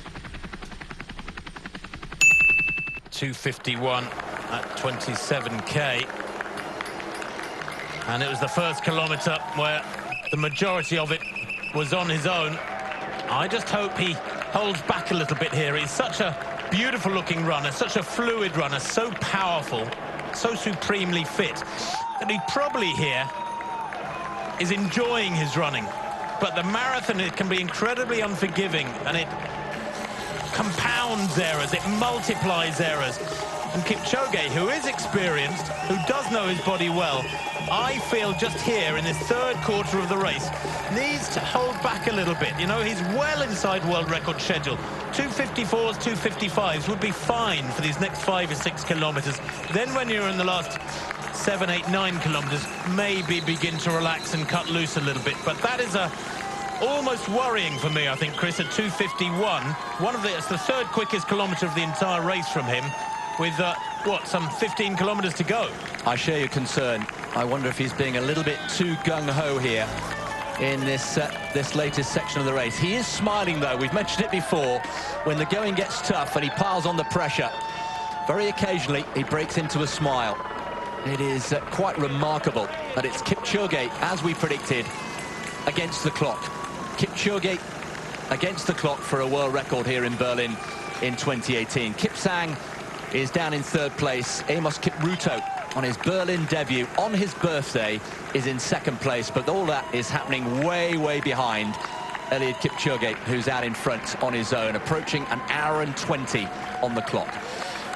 Well, at 25K, which was the last significant mark we got a few minutes ago now, I know, but he was 1:12.24. Kimetto in his world record was 1:13.07. So he was 43 seconds ahead of the virtual Kimetto at 25k. 43 seconds, that's a massive cushion. Now, Kimeto, of course, raced incredibly quickly for the last 15 kilometers, and that has to be borne in mind.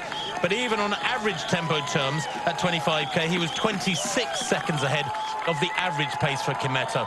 So he's got a cushion now that he just needs to manage. He needs to manage this next section of the race. He's got about a third of the race to go, and his judgment for these next 10-15 minutes is critical. Well, approaching 28 kilometres, and the cadence has increased, hasn't it? He really looks very bullish here. The question is it too bullish for Kipchoge? There we are, 28 kilometres, 2:55. He has reined it back a little bit. Don't forget, 2:51 the previous kilometre, 2:55 this last one. Yeah, I got him at 1:21.02 at 28 kilometres. And that, if accurate, has him on schedule still for about 2:02.15. 2:02.15 at 28 kilometres for Eliud Kipchoge. What I like about Kipchoge too, Chris, and I alluded to this a little while ago, is the fact that he has gone through, he's got the real pedigree of a great runner, on the track, on the country. Dennis Kimeto was a road racer, nothing else. Never touched cross-country, never touched any track racing. Kipchoge is the real deal. Well, talking of the real deal, Gladys Chirono, the defending champion, of course, is now leading the women's race. There we are, it's all changed, not by much, but Gladys Chirono has just taken closer order. Tirunesh Dibaba, who made a rather clumsy pickup of the water bottle at the last station we saw there, is just a couple of seconds back with Ruti Aga, the youngster. So it's Kenya 1, Ethiopia 2, Ethiopia 3, through 25 kilometres in the women's race.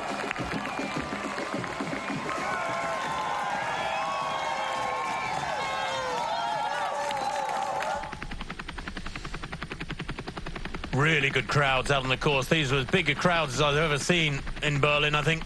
28.5 kilometers, Platz am Wildenebe.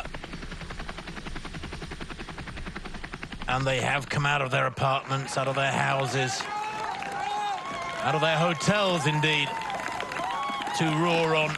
Perhaps history in the making. Number 1 on his back. How fitting is that? He is the defending champion, let's not forget that. Going here for his 3rd win on the streets of Berlin, so he's familiar with this circuit. He's familiar with the feel of the city, the twists and the turns. Not that that is necessarily a prerequisite for mastering a course, but he came here with the usual enormous humility, saying he wanted a personal best. But seeing as his existing personal best is just 8 seconds off the world record, many chuckling at that and saying, well, in other words, you want to break the world record. But he said personal best would be fine, anything quicker would be a real bonus. And he's building a bonus for himself here today as Eliud Kipchoge.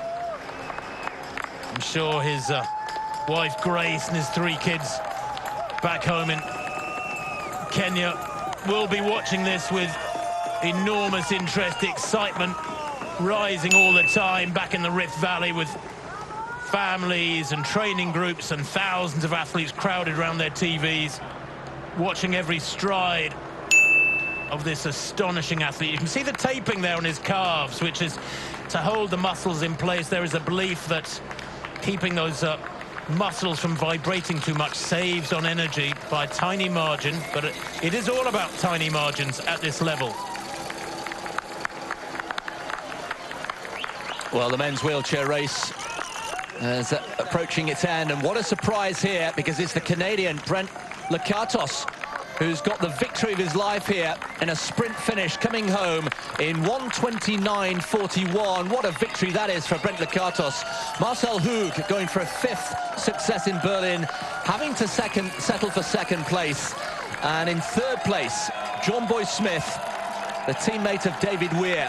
And David Weir out of the top 3, but victory today in Berlin for Brent Lakatos, the husband of Steph Reid, the British Paralympian, and there she is celebrating with her husband.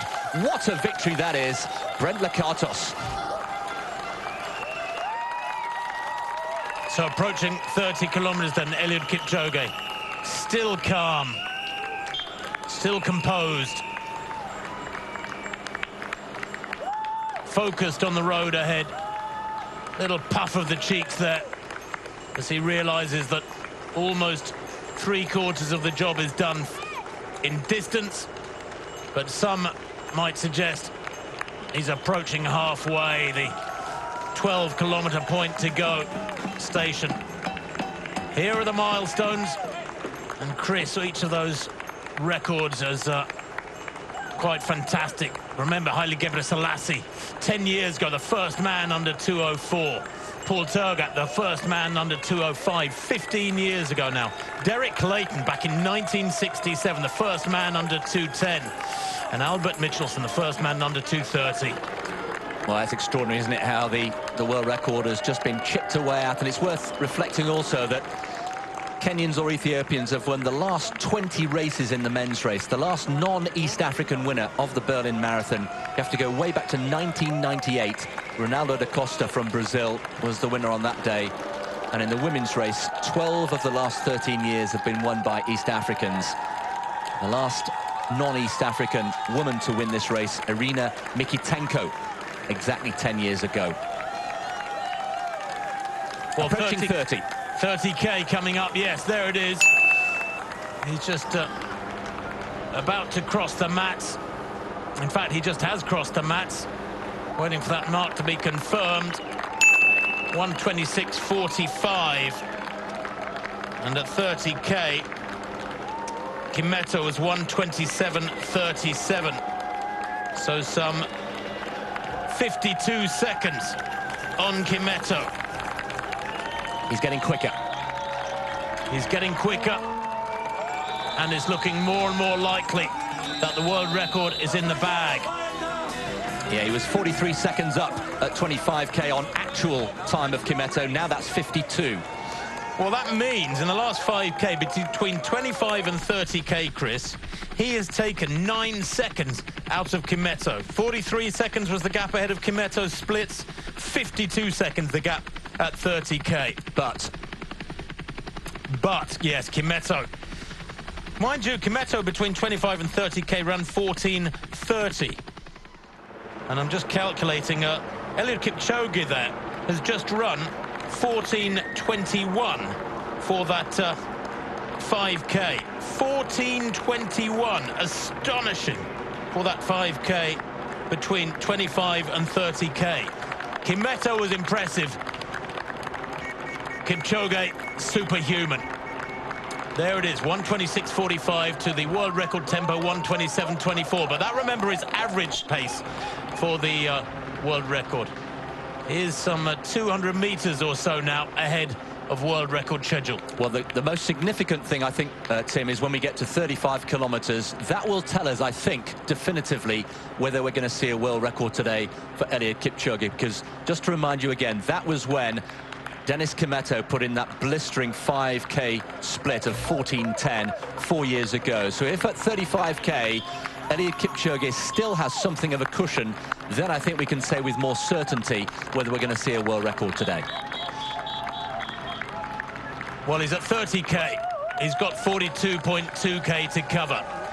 He's got about 11.5 kilometers to go. That's around 7 miles. Many things can go wrong in the last 7 miles as we see Wilson Kipsang still looking composed. He's still moving well. I wonder if he's just managing himself here, Wilson Kipsang, and still heading for a fabulous time.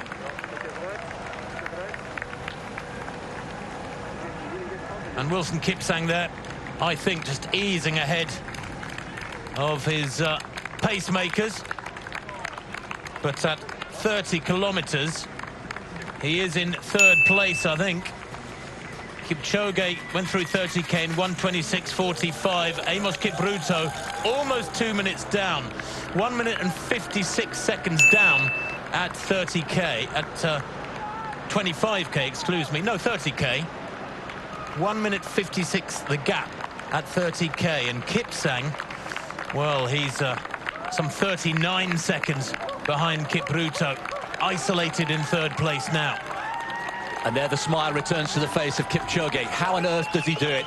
Running at that speed, it must be hurting. And still, He looks so relaxed, super relaxed. Looks like a man out for a Sunday morning jog, which by his standards is what this is. But we could be heading for a little bit of history here in Berlin, here this morning in 2018. Are we watching another world record unfolding here? What wouldn't you give for a printout of the thoughts of this man, this astonishing athlete, with just over 10 kilometers to go? Does he know he's got the world record in the bag? How strong is he feeling? What about the ladies? Well, the ladies, Gladys Chirono, who knows this course so well, of course, she's got the advantage over Tirunesh Dibaba of having raced here before and won, and she's now leading. And she's leading quite comfortably ahead of Ruti Aga in second place. There we can see, as Tim was saying, a lot of male runners surrounding the leading women, but it's now Gladys Chirono who is heading for a third victory here, still just shy of 30 kilometers. But there is Ruti Aga, and there we can see now we're still inside course record pace, heading for 30 kilometers. That course record, which, to remind you, has stood since 2005. Mizuki Noguchi, the Japanese, who set that in 2005, 13 years ago. Ruti Aga, don't forget, 24 years old, looking very comfortable indeed. And Tirunesh Dibaba, well, is she starting to struggle here? Just looking to see where Tirunesh Dibaba is. But Chirono very much making a statement here. And she would be aiming to match the likes of Aberu Kibede, Uta Pigby, she was at a function that we were at last night, the great German, and Renata Kokowska. All of them are three-time Berlin winners. Will Gladys Chirono join them on that list? Well, Gladys Chirono looking very, very comfortable indeed. Former world half-marathon champion, of course, on her way. What a contrast, though. And this is what was predicted. A race on the women's side, an exhibition run almost on the men's. Eliud Kipchoge against the clock. And wasn't it apt that in our pre-feed before with our gun, Eliud Kipchoge said, "My greatest competitor is myself. I'm racing my head here, I'm racing my heart. Can I overcome what my legs will be telling me through the latter stages?" is in effect what he was saying. And at the moment, he is getting in plenty of punches. He's defeating that challenge from elements of his own body which are saying, ease back, take a rest, gets that drink, gets it done. The cyclists, the backup team doing a wonderful job, everything falling into place. All the infrastructure is there, isn't it?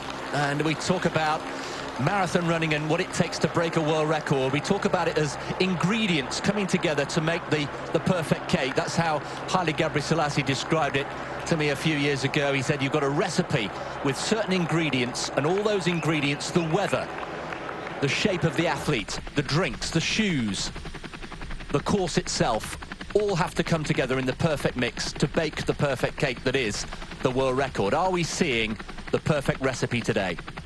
Eliud Kipchoge following that blue line around the bends almost to the millimeter.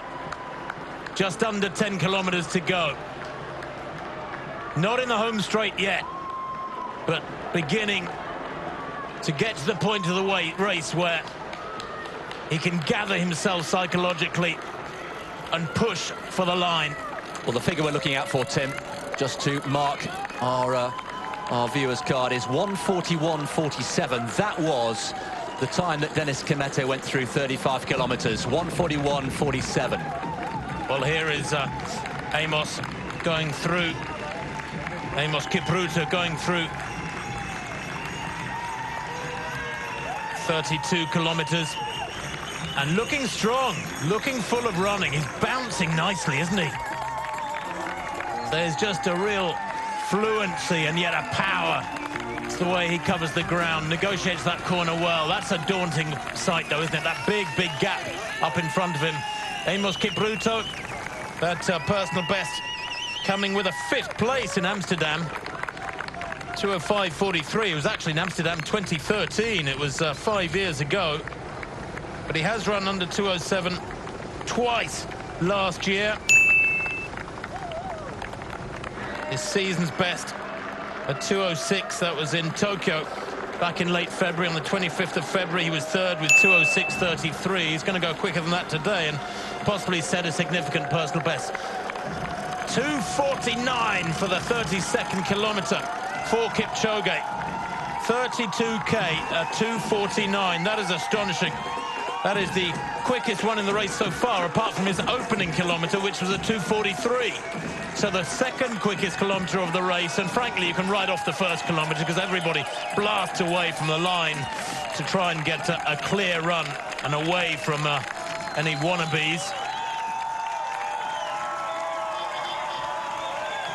Well, the anticipation is rising here, and Eliud Kipchoge, you just sense that he feels the hand of history on his shoulder here today. He's doing everything right. We just had a little bit of a concern that maybe he was being a bit too bullish earlier in the race, but he's put in another absolutely storming kilometre there. 2:49 for the 32nd kilometre.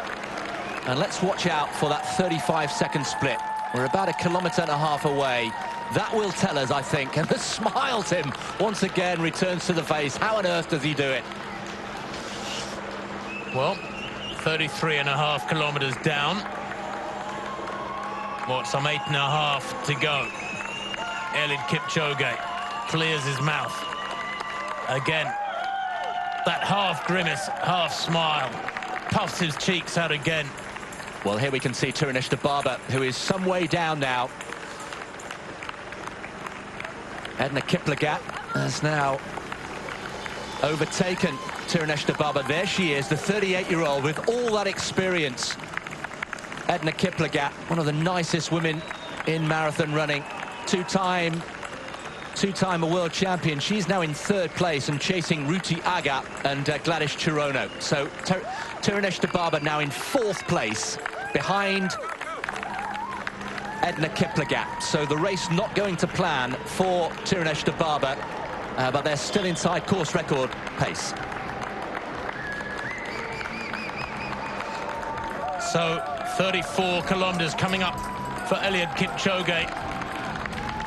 There is a small chance that he could go under 32 minutes here with that acceleration at 2:49 for the 32nd kilometre. The previous few kilometres in the 2:51 to 2:55 range. Well, here are the women going through 30 kilometres. Gladys Chirono leading the way, 1:38.04, still inside actual course record pace. Noguchi, the course record holder so far, at 1:38.40, so they are some 36 seconds inside course record pace.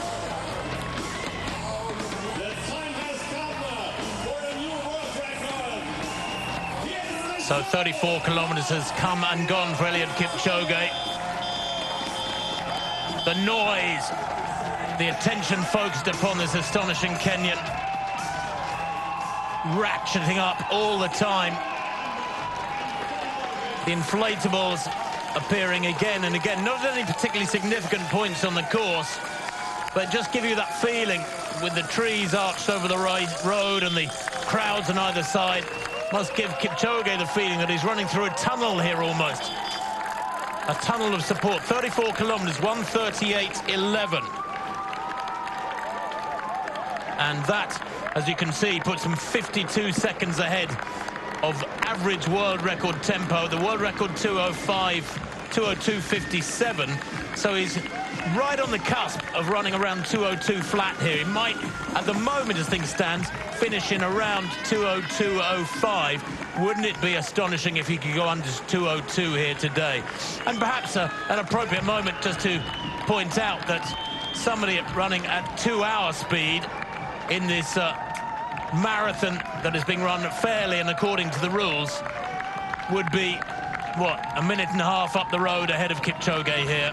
Would be 500-600 metres up the road ahead of him. I'm one of those who thinks it will never happen.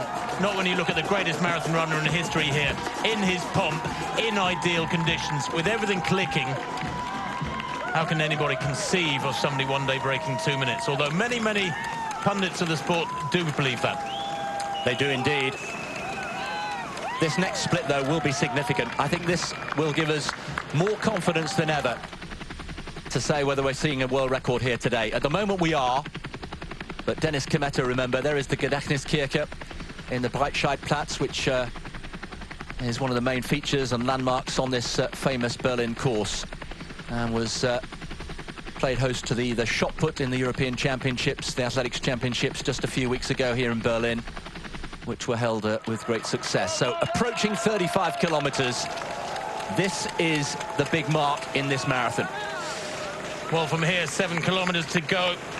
Kimetto and his world record was on 1:41.47. So Kimetto was flying at this stage of the race, and he goes through in around 1:41.03 unofficially. I'm sure we will be given that mark at 35 kilometers. But 1:41.03 unofficially there for Eliud Kipchoge at 35k, and that puts him on schedule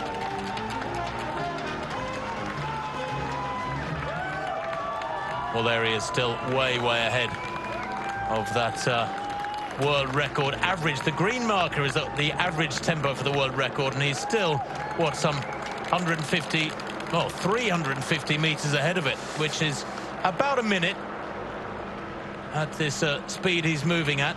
The gap is monstrous. This late in the race, Chris, I can't believe he's not going to resign that world record of Dennis Kimetto from 4 years ago to history and to second place on the all-time list. You just get the sense, Tim, that he really fancies not just smashing the world record, as we've said, but actually getting under 2:02. Are we going to see a 2:01 something marathon for the first time ever? That's, you sense, the goal for Eliud Kipchoge. And we were talking to some people last night who said that he didn't just want to beat Dennis Kimetto's record, he wanted to absolutely smash it to pieces, and he's on course to do exactly that. Well, just checking my chart, Chris, at 35k, if that 1:41.03 unofficial time was right within a second or two, he is on schedule to run around 2:01.50 now. He is going to possibly not just break the world record here today, he looks like he's going to break it by over a minute, and it looks like he's going to go under 2 hours, 2 minutes. This is Eliud Kipchoge performing optimally. No shoe problems here today. Touch wood so far. No wind and rain. I don't think we need to touch any wood in that regard. Conditions perfect. The temperature climbing, but not to anything nearly as challenging as he had to contend with in London. The 35-kilometer splits haven't yet come through officially, but I got him at 1:41.03. That against Kimetto's 1:41.47. So what, some 44 seconds ahead of Kimetto at 35k. And he's still moving well. He's still got that wonderful power and yet relaxed stride with, what, 6k to go, 7k to go. He's got his game face on here and just occasionally puffs out the cheeks and just wipes his mouth. All that hydration, all those drinks taken on the little and often, sipping regularly, now starting to work and starting to enjoy the benefits of that hydration earlier on in the race. As Tim was saying, if you start feeling thirsty, it's too late, it's gone. 1:43.53 unofficially at 36k. And that, yes, puts him on schedule for around 2:01.45. It's gradually creeping down all the time, the projected finishing mark for this astonishing Kenyan. 33 years old. Many believe that if you can hold together, avoid the injuries, maintain your body well, then you are at your best. You've got those accumulated years of hard training, and you're at your best in your mid-30s, so maybe, perhaps more to come. He's won 9 of his 10 marathons. The Monza race was set up as a marathon, but of course it broke the rules substantially and so can't really be called a marathon. It was more an exercise in trying to prove what may one day be possible.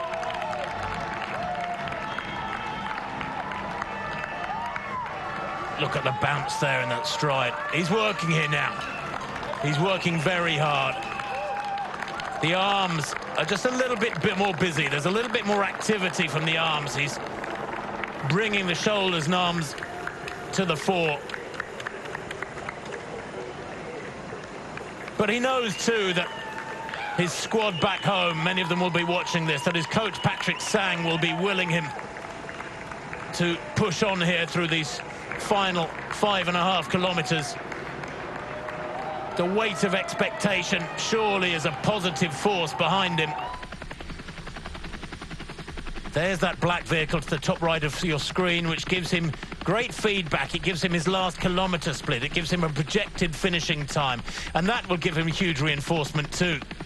Throughout the race, he's been aware of how things are unfolding for him. A luxury that wasn't enjoyed by previous generations of marathon runners until this last decade or so. But of course, it gives you continual updates. You can compute, you can work out how you're going. And believe me, he will be doing that. He is a intensely intelligent man. He will be thinking about the splits that are coming up and that are being predicted and using that information positively. Sticking to that blue line to the inch. And there once again we see a smile on the face of Eliud Kipchoge through 37 in just outside 1:46.35.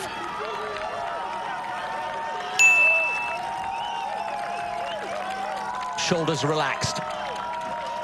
He's been on his own now for what, 12 kilometers or so. The pacemakers departed the final one at 25 kilometers. Josvat Boit doing a brilliant job earlier on.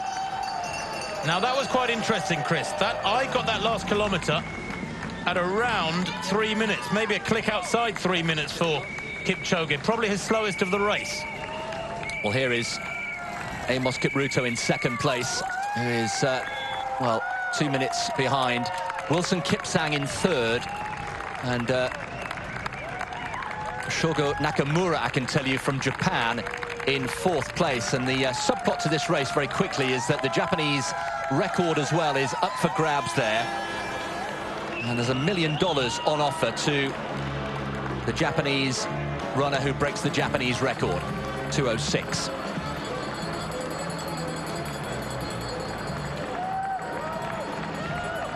So 37.5 kilometers gone. Eliud Kipchoge slowed in that last kilometer through to 37k. I got it unofficially at around 3:02, 3:03. We'll try to bring you accurate updates of his last few kilometers, but this is hurting now. He's in territory never touched before. It's like a lunar mission heading out to the unknown. Well, your image is absolutely right, because somebody described him earlier this year as Neil Armstrong. He's the Neil Armstrong of marathon running.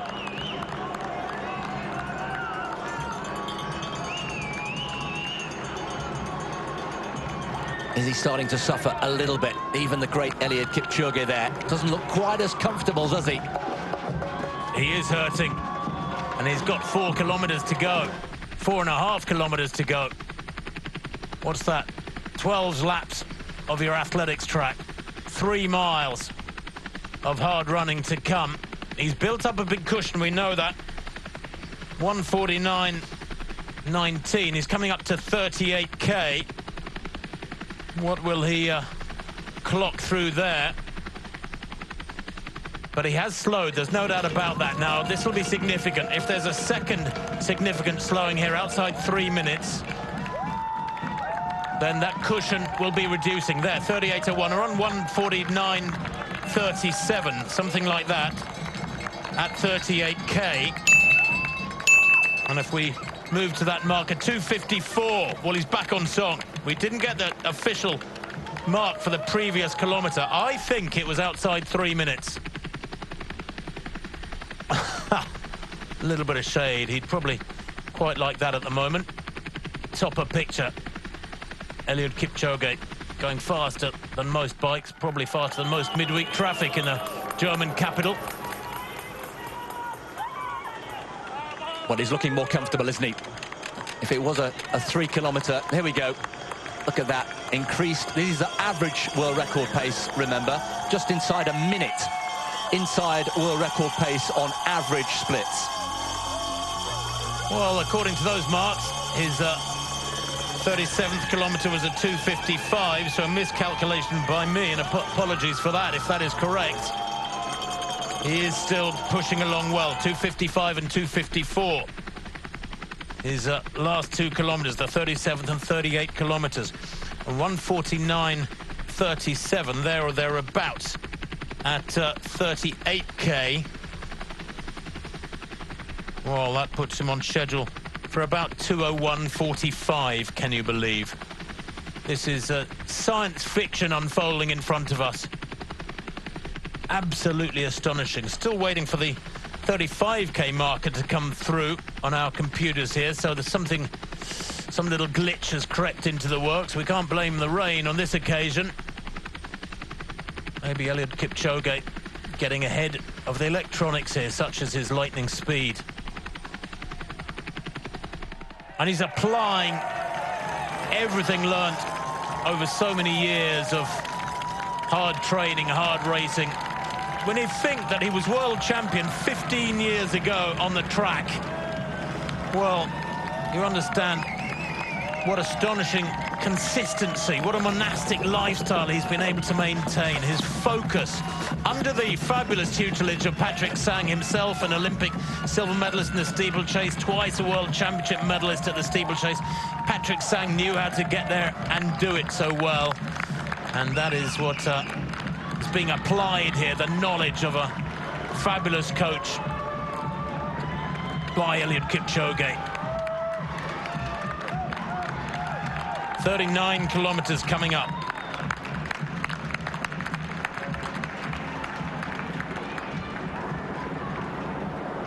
There is no doubt the world record is going to go, barring absolute disaster here, and I can't see it happening in these next couple of kilometres. Well, here's the leading Japanese. Here we go. It's Shogo Nakamura in 4th place here. And his incentive is to try and beat 2:06.11. That's the Japanese record set by Yuta Shitara in Tokyo earlier this year. And if he were to do that, he would get himself a cool $1 million. His personal best is 2:10.51. He's on course for that. Shogo Nakamura in 4th place, running an absolutely storming race here, and on his way, potentially, to a $1 million bonus. Wow. Lonely running for Nakamura. Lonely running in one respect for Eliud Kipchoge. But the bouncing legs of Kipchoge have so many eyes focused upon them from all around the world as these pictures are beamed far and wide. The sweat, the saliva dripping from his chin. He doesn't care now. The appearance doesn't matter. Caution thrown to the wind. Kilometres back, many kilometres back, when he lost the last of his pacemakers in Josfat Boit, who did a wonderful job through to halfway and way beyond. But Eliud Kipchoge here cares not about anything dripping from his chin. He cares not about how smooth he looks. He just powers on over these streets of Berlin to surely the most astonishing world record of the modern era.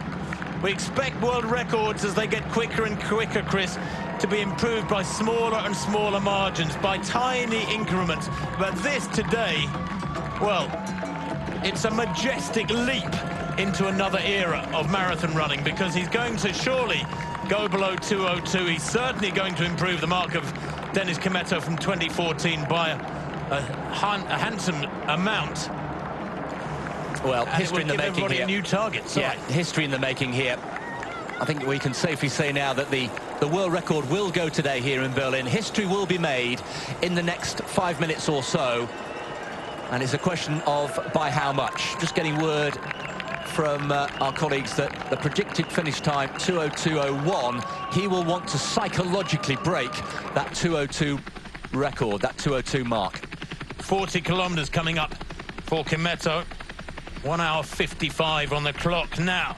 Coming for Kipchoge, excuse me. Kimeto went through this mark, 40k, in 1:56.29. Look at the time in the bottom of your screen.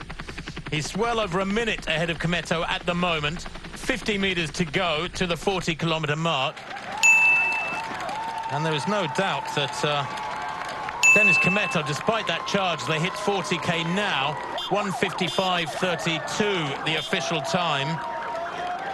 So he is almost a minute, 57 seconds ahead of Kimeto at this stage of the race. With 2.2 kilometers to go, Eliud Kipchoge, well, I don't think he'll want to relax, but he can... Oh, and he misses a bottle there. That's frustrating. Nobody handing it out to him. That's astonishing at this stage of the race. Not a soul at that drink station, but it was down to him, and that is something he practices. That will annoy him a little bit. Apart from the disappointments in regard to the pacemakers over the first half of the race, with 2 out of the 3 dropping out well before halfway. That's the first blemish on his card there. There you can see, Chris, 1:55.32 his split. Average pace for the world record, 1:56.32. How neat is that? At 40k, exactly a minute ahead. Absolutely outstanding. And in actual terms, it's 57 seconds. And he's found, again, another 5 seconds in the last 10 kilometres on that Dennis Kimeto world record of 2014. He's getting very, very close indeed into the last couple of kilometres, and history is beckoning here in Berlin this morning. Well, when you think about the great athletes who have won this race in years gone by, you think of Kimeto, you think of Bekele, you think of Wilson Kipsang, Patrick Macau, Haile Gebrselassie, Paul Tergat.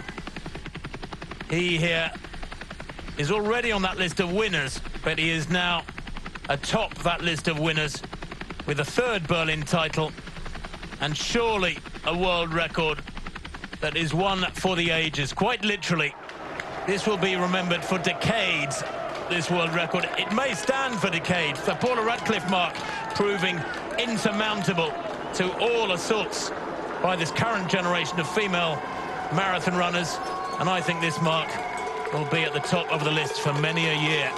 Unless, of course, he improves it himself. Well, that's not... you can't discount that, but this is a real statement. This will get people looking at marathon running in a completely different way. This will make some headlines outside of the sport. There's no doubt about that across the world. Into the last kilometre and a half here, and Eliud Kipchoge now with his business face on. We'll watch for the smile to come across his face, but this is history here. This is quite exceptional marathon running by the greatest marathon runner, the greatest male marathon runner of all time. 1:55.32, Chris, has him on schedule for something around 2:01.50.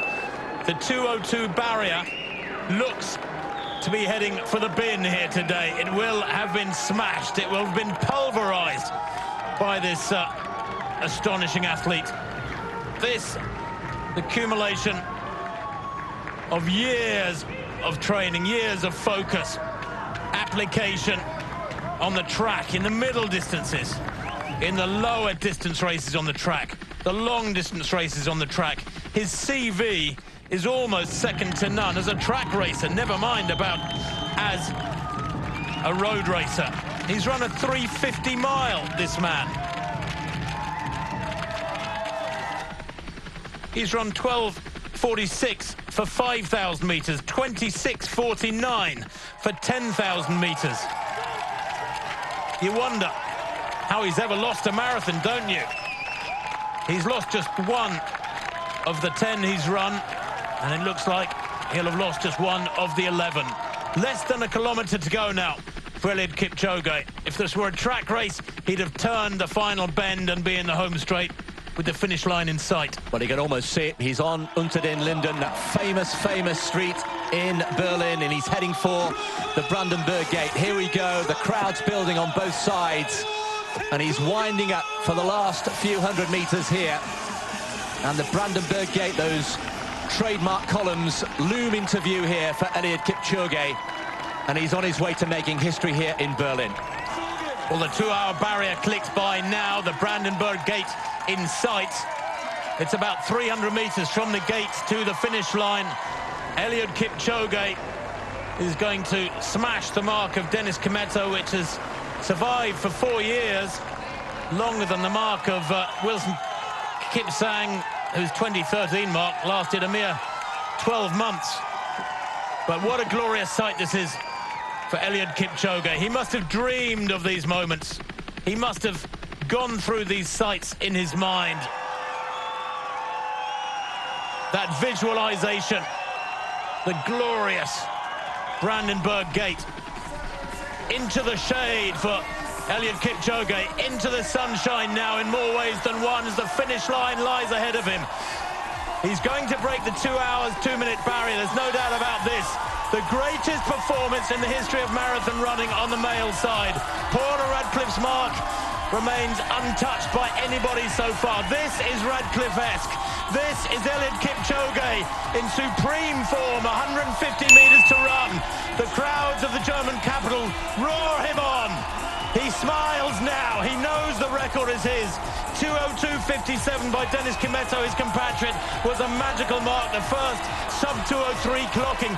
This will be the first sub-2:02 clocking, and by a monstrous margin he is going to break the world record. He comes towards the line, raises a sprint on those magical legs, and at last the world record is his. How fitting is this? The Olympic champion is the world record holder. 2:01.40 unofficially there for Eliud Kipchoge. He breaks the world record by an astonishing margin, 1 minute and 17 seconds. Patrick Sang, his coach, his companion for run after run, race after race, year after year, hugs him there. And history has been made in Berlin 2018 in astonishing style. Wow. Simply wow. That was special. Eliud Kipchoge is a history maker in Berlin. And congratulations coming first of all from Mark Milder, the race director. He will be delighted yet again. Berlin delivers. Look at that. Do not adjust your sets, ladies and gentlemen. 2:01.40, a new world record, and he has smashed it by 1 minute and 17 seconds. Quite astonishing. It was said yesterday that he wanted to put the world record out of sight, lay down a marker that would last for a long time, and I believe we've just witnessed that. Executed to perfection, every stride of the way, despite the slight issues with pacemakers, 2 of the 3 dropping out well before halfway. Wonderful job done by Josfat Boyd, who took him well into the second half. A word of praise for Boyd, who was quite superb at maintaining the required tempo. But Eliud Kipchoge, look, still full of running, not out on his feet. Nothing Bubka-esque about that. He didn't want to improve it by a tiny margin and leave more improvements for the future. That mark may well remain his best for the rest of his life. It may well remain the world record for many years to come.